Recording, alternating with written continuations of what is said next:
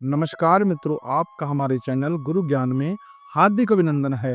आज हम आपको बताने जा रहे हैं कब रखा जाएगा निर्जला एकादशी का व्रत, शुभ मुहूर्त, महत्व एवं पूजा विधि और अन्य जानकारियां। निर्जला एकादशी को भीमसेन एकादशी भी कहा जाता है। वैसे तो सभी 24 एकादशियों का महत्व है, लेकिन निर्जला एकादशी उनमें से सबसे ऊपर है। धार्मिक मान्यताओं के मुताबिक सिर्फ एक निर्जला एकादशी का व्रत रखने से 24 एकादशियों का फल प्राप्त होता है।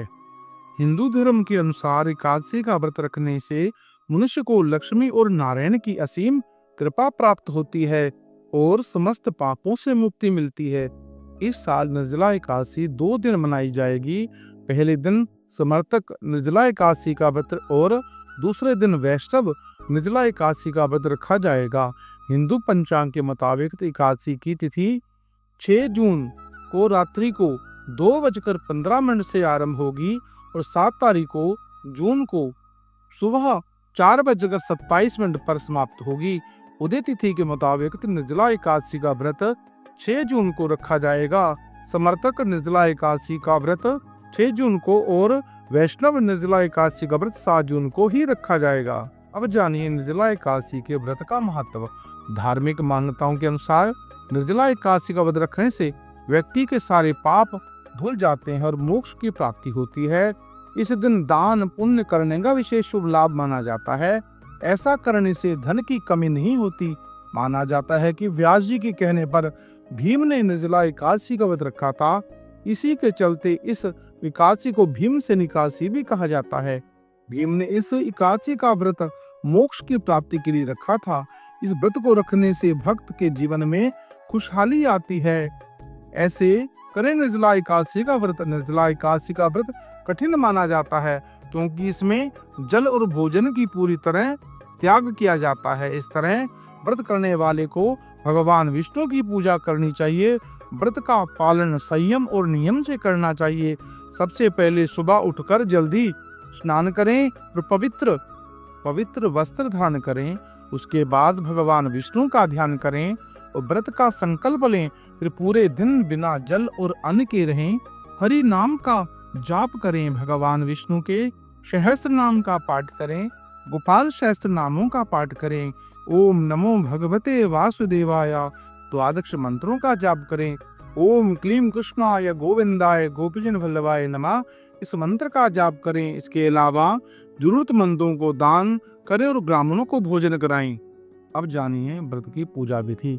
महाभारत स्कंद पुराण और पद्म पुराण के मुताबिक इस व्रत के दौरान सूर्योदय से लेकर अगले दिन के सूर्योदय तक पानी नहीं पिया जाता। इस कारण से निर्जला एकादशी कहते हैं। ग्रंथों का कहना है कि इस व्रत को विधि विधान से करने वाले की उम्र बढ़ती है और मोक्ष की प्राप्ति होती है।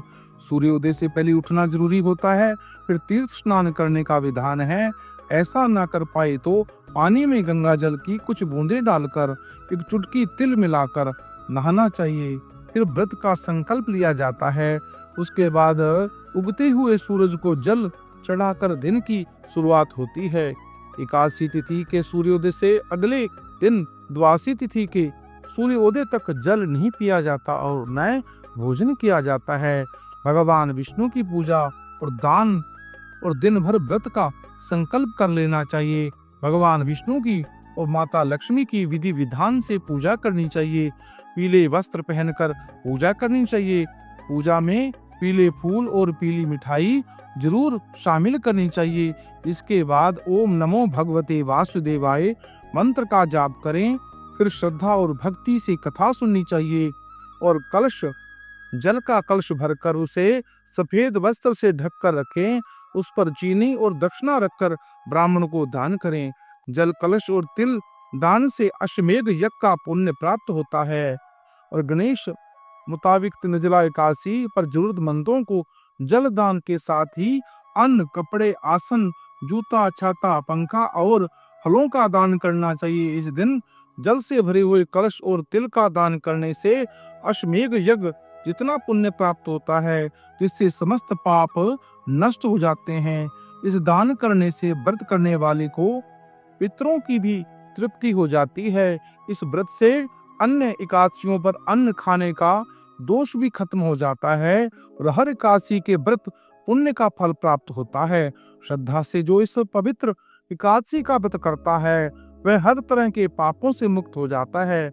नौ तपा के चलते जल दान से मिलता हुआ पुण्य निर्जला एकादशी के ज्येष्ठ महीने में नौ तपा के दौरान आती है।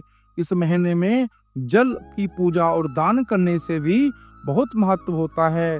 यही वजह है कि इस दिन पानी से भरी हुई मटकों का दान करते हुए जरूरतमंद लोगों को पानी पिलाया जाता है।